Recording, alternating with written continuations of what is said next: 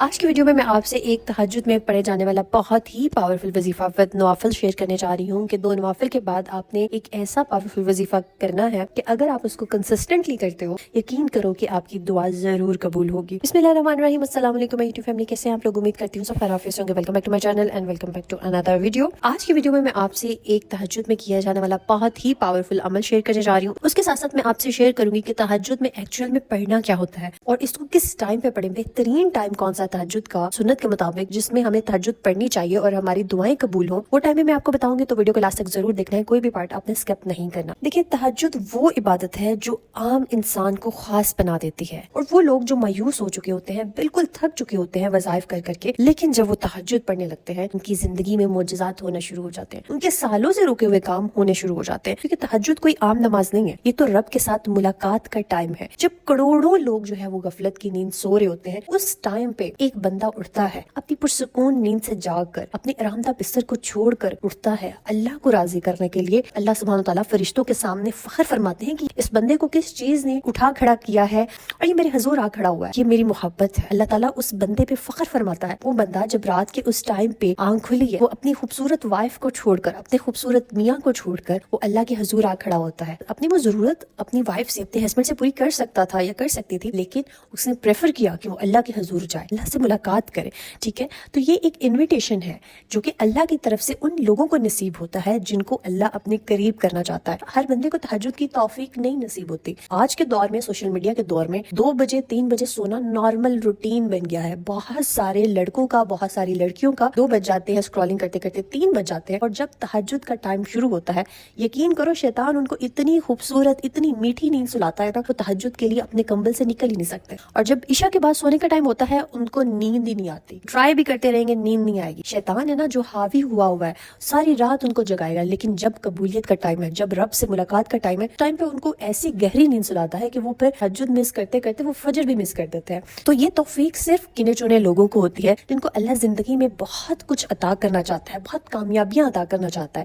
کیونکہ دیکھو، جب آپ اللہ کے لیے کچھ سیکریفائس کرو گے، اپنی خواہش، اپنی نیند، اپنا کمفرٹ، اگر اللہ کے لیے آپ سیکریفائس کرو گے، کیا اللہ اس سیکریفائس کو ضائع جانے دیں گے؟ اس سیکریفائس کا، اس قربانی کا اجر نہیں دیں گے آپ کو؟ ایسا ہو ہی نہیں سکتا۔ اور تہجد کا جو ٹائم ہے، جس ٹائم پہ ہمیں اٹھنا چاہیے، جو اللہ کے ہاں سب سے مقبول ترین ٹائم ہے، وہ یہ ہے جو قرآن پاک میں بھی اللہ تعالیٰ فرماتے ہیں کہ رات کے ایک حصے میں اٹھ کر نفل نماز پڑھو۔ کیوں؟ کیونکہ اس ٹائم پر مانگی گئی دعا بغیر کسی رکاوٹ کے عرش تک جاتی ہے۔ ہاں، کوئی لائن نہیں ہے، کوئی مجبوری نہیں ہے، بس آپ ہیں اور آپ کا رب ہے۔ ٹھیک ہے، آپ نے بہت ساری ویڈیوز میں سنا ہوگا کہ کیوں میں لگے رہیں، دعا قبول ہو جائے گی، لیکن جب آپ بیفور دا ٹائم پہنچ جاؤ گے، کوئی آفس کھلنے سے پہلے پہنچ جاؤ گے، تو کیوں میں سب سے آگے جگہ ملے گی، سب سے پہلے باری آئے گی، سب سے پہلے دعا قبول ہوگی۔ ٹھیک ہے، اب دنیاوی کاموں میں دیکھ لو کہ کہیں آپ کو جانا ہو اور رشی ایریا ہو جہاں پہ کیوں باہر لمبی لگتی ہو، آپ بیفور دا ٹائم نکلتے ہو، 2 3 گھنٹے پہلے نکل جاتے ہو کہ رش بہت ہوتا ہے، ہمیں جلدی نمبر مل جائے گا، جلدی ٹوکن مل جائے گا۔ تو اسی طرح جب آپ اپنے رب کی بارگاہ میں جاتے ہو بیفور دا ٹائم، رش ہونے سے پہلے پہلے، جب کروڑوں لوگ سو رہے ہیں، صرف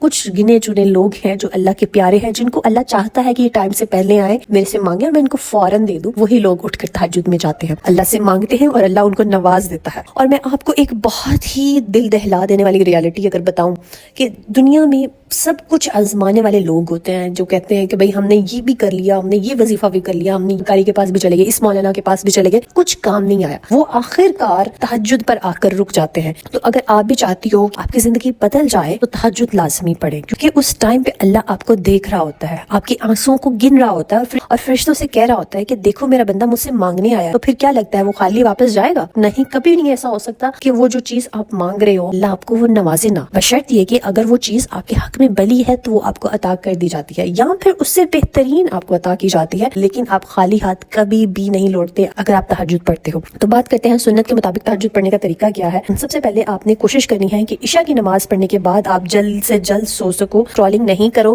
فون کو ایک سائڈ پہ رکھ دیں، الارم لگائیں، سو جائیں۔ ٹھیک ہے، پوری کوشش کرنی ہے آپ نے۔ اس کے بعد آپ نے 3 بجے اٹھنا ہے۔ ایک اور حدیث میں رسول اللہ صلی اللہ علیہ وآلہ وسلم نے فرمایا کہ اللہ کے نزدیک سب سے زیادہ محبوب نماز حضرت داؤد علیہ السلام کی نماز ہے۔ وہ آدھی رات سوتے، پھر 1/3 رات نماز پڑھتے، پھر 1/6 حصہ رات سو جاتے۔ ٹھیک ہے، تو یہ نماز تہجد کے وقت کو بہترین انداز میں گزارنے کا طریقہ بھی بتاتی ہے، تو یعنی اپنے آپ کو مشقت میں ڈالنا۔ نارملی ہمارے ہاں روٹین کیا ہے، तहज्जुद से 5 मिनट 10 मिनट पहले आंख खुली और फटाफट 2 नवाफिल अदा किया एंड दैट्स इट। असल तहज्जुद का मायने ही यही है कि अपने कंफर्ट जोन से निकलकर अपने आप को मुशक्कत में डालकर इबादत करना।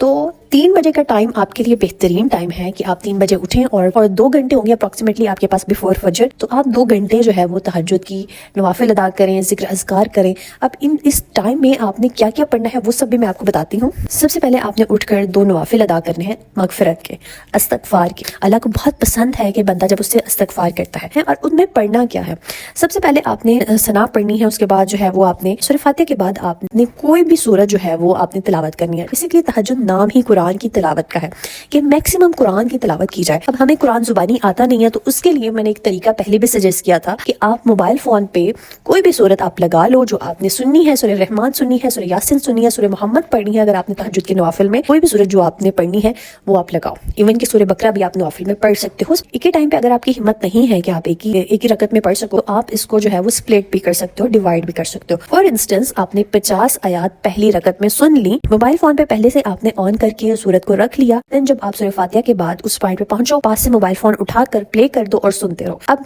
मसला अंदर ये आ सकता है कि अगर आप इसको ऑनलाइन देखोगे तो इसमें एड्स आना शुरू हो जाती हैं। उसके लिए आप डाउनलोड कर लो इसको, ठीक है। अगर डाउनलोड का ऑप्शन नहीं अवेलेबल तो विडमेट एक ऐप है जिसमें जाकर आप यूट्यूब की कोई भी वीडियो डाउनलोड कर सकते हो, ठीक है। तो वहां से आप डाउनलोड करके रखो जो भी आपने सूरत सुननी है। सिंपली जब आप तहज्जुद पढ़ रहे हो तो आप फिर ऑफलाइन मोड पर उसको लगाकर और आप उस तिलावत सुनते रहो, ठीक है। उसके बाद सजदे में जाकर आपको जितना जो भी अल्लाह से मांगना है अपनी जुबान में, उर्दू में, पंजाबी में, जिस तरह से आपने मांगना है आप मांगे इजीली, क्योंकि ये नफली नमाज है। इसमें आप कोई पाबंदी नहीं है, आप इसमें अपनी ज़बान में अल्लाह से मांग सकते हो। उसके बाद आपने सेकंड रकत के लिए खड़े हो जाना है। देन सूरह फातिहा के बाद आपने अगर सूरह यासीन हाफ सुनी थी पहली रकत में, उसके बाद सेकंड रकत में उसको बाकी के सूरह यासीन को सुन लो, ठीक है। इस तरह से करके आपने खुद डिसाइड करना है कि आपने हर रकत में 50 आयतें सुननी है, 10 आयतें सुननी है, 100 आयतें सुननी है, ये आपने खुद डिसाइड करना है, ठीक है। उसके बाद आपने दूसरे 2 नवाफिल अदा करने हैं शुक्राने के, कि अल्लाह ने आपको चुना है तहज्जुद के लिए। अल्लाह ने आपको बहुत कुछ नवाजा है, क्योंकि जब आप शुक्र अदा करोगे अल्लाह आपको और नवाजेगा। तो 2 नवाफिल आप शुक्राने के अदा करो। उसमें आप जो है वो सूरह फातिहा के बाद अगर तो पहली जो सूरत आप पढ़ रहे थे, सूरह यासीन पढ़ रहे थे, अगर वो रहती है अभी तो वो पढ़ लो, नहीं तो फिर आप कोई नई सूरत फिर से स्टार्ट कर दो, सूरह मोहम्मद पढ़ना सुनना शुरू कर दे। जो भी आप सुनना चाहते हो वो इस तरह अगले 2 नवाफिल में पढ़ ले। उसके बाद आपने 2 नवाफिल अदा करने हैं नमाज हाजत के। हाजत के नवाफिल में आपने अपने जहन में अपनी हाजत को, अपनी परेशानी को, अपनी दुआ को जहन में रखना है। नियत करनी है कि आप उस हाजत के लिए ये नवाफिल पढ़ने लगे हो। सूरह फातिहा के बाद ऑनवर्ड आपने कुरान की तिलावत सुननी है, कोई भी आप सुन सकते हो, ठीक है। तरीका आपको पता चल गया होगा अब। और उसके बाद आपने 2 नवाफिल आप तहज्जुद के अदा कर लो। उसमें भी सेम पैटर्न आपने रखना है, कोई भी सूरत आप पास लगा के सुन सकते हो, कोई हर्ज नहीं है, ठीक है। इन 8 नवाफिल को अदा करने में आपको अप्रॉक्सीमेटली 40 to 45 मिनट्स, 1 घंटा भी लग सकता है, डिपेंड्स ऑन कितना आप कुरान पढ़ रहे हो इन नवाफिल में। उसके बाद आज का जो मेन वजीफा है वो मैं आपको बताने लगी हूँ कि अगर 15 दिन आप कंसिस्टेंटली ये कर लेते हो और इसमें नागा नहीं करते हो तो यकीन करो आपकी बड़ी से बड़ी ख्वाहिश भी पूरी होगी इंशाल्लाह, अगर वो आपके हक में भली है। क्योंकि देखो, अगर आप उस टाइम पे उठोगे जिस टाइम पे सिर्फ आप हो और आपका रब, और डायरेक्ट आप मुलाकात कर रहे हो उस रब से जिसके इख्तियार में हर शय है, जिसके खजाने लामहदूद हैं, डेफिनेटली आपको हर चीज अदा कर दी जाएगी, ठीक है। तो अब आपने नवाफिल जब अदा कर लिए, 11 मरतबा दुरूद इब्राहिमी पढ़ना है। उसके बाद आपने 21 मरतबा सूरह इखलास पढ़नी है, ठीक है।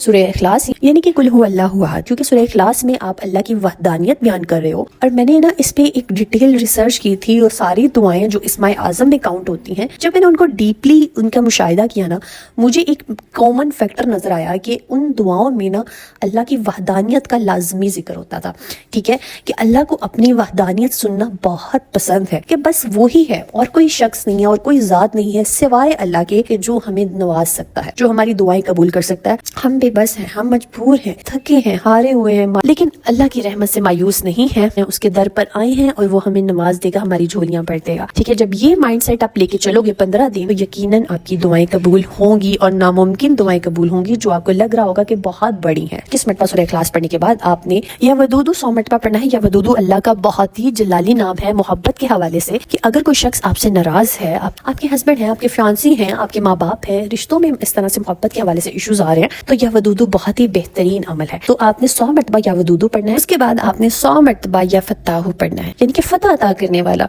और बेशक वो ही है जो हमें कामयाब कर सकता है हमारी दुआओं में, हमारे मकासद में, हमारी हाजतों में, ठीक। तो जब आप उसको पुकारते हो वो आपकी पुकार सुनता سنتا ہے، وہ آپ کی دعائیں قبول کرتا ہے۔ یہ میں نہیں کہہ رہی، یہ قرآن کہہ رہا ہے۔ اللہ پہ بھروسہ رکھو، وہ یقیناً آپ کو دی بیسٹ سے نوازے گا۔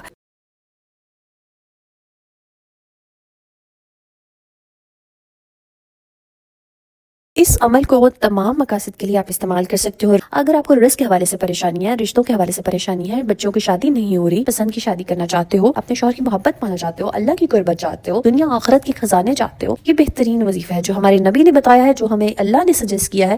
بہترین عمل ہے، اس کو اپنی زندگیوں میں لازمی شامل کرو، آپ کی زندگی خوبصورت بن جائے گی۔ اللہ پاک آپ سب کی پریشانیاں دور کرے، آپ سب کی دعائیں قبول کرے۔ So let's get started with today's dua series۔ اللہ پاک کھیرچی میں انم خان، شمیم، عظمت، رفت، اقرا، ارحان، انم این کامل، راحت جان اینڈ فیملی، تہمینہ کوثر، سنجوئی بیگم، موہد Naseem, Feroz Ahmed and mother, Abid Adeel sister, خیر النشا، امرین لیاقت، اسد سلطانی، گلستہ، Rukhsar Fatima, Syed Ali Zeeshan, Sabiha Fatima son, Amna Imran, M D Rafiq, Rubina Memon, Imrana Parveen, Ayesha Ahmed Mughal, Khatoon Waheeda, صدر شرجیل، ریحانہ انصاری، ارم زمان، ساجدہ ناصر، مریم، ندا فاروقی، حسنین راجپوت، وقار عباسی، ہینا، کائنات ارشد، انم، صبیحہ فاطمہ سن، روشنی پروین، حسن آرا خاتون، نعیم الرحمان، عائشہ ابرار، شمیم فیملی، نشا، امن، شادہ نواز، فاطمہ، مائلہ، علی، ارا، سلمان، میکائل، حیدر، کرن، طاہرہ، مونا، بشرا، طلال، سائرہ، چیری سٹون۔